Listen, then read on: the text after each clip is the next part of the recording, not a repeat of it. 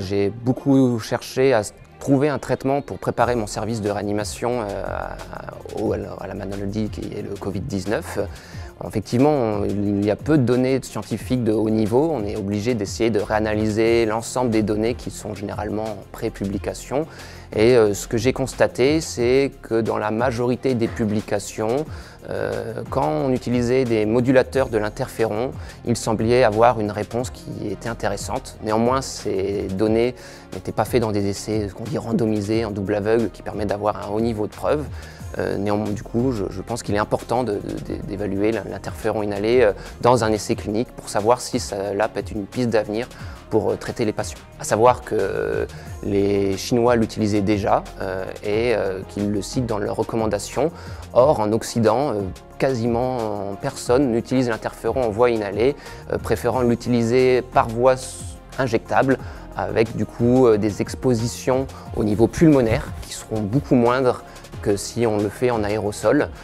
Il y a déjà quelques sociétés, notamment britanniques, qui ont étudié la capacité à inhaler certaines formes d'interférons. L'intelligence artificielle, j'y travaille avec mes collègues sur Simu Santé. On souhaiterait avoir des entrepôts de données vivants qui permettraient de générer de nombreuses hypothèses.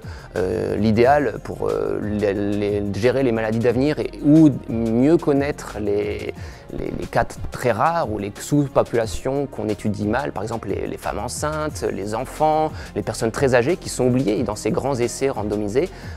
Si on avait des grands entrepôts de données de vie réelle, les médecins pourraient commencer à pouvoir mieux optimiser les thérapeutiques chez sous-populations qui sont malheureusement oubliées par la recherche classique. Donc je pense que la constitution d'entrepôts de données est capitale pour l'avenir. Si nous avions eu des entrepôts de données très efficaces, nationaux, partagés, nous aurions pu tester toutes les hypothèses. On aurait pu même laisser certains médecins tester certains hors AMM. On pourrait évaluer la notion de l'impact du hors AMM qui aujourd'hui fait énormément de débat alors qu'on n'a aucun moyen de littérature de s'assurer si c'est bien ou c'est mal. Ce serait une sorte d'essai clinique en vie réelle en permanence.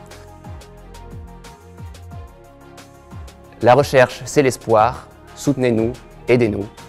Merci.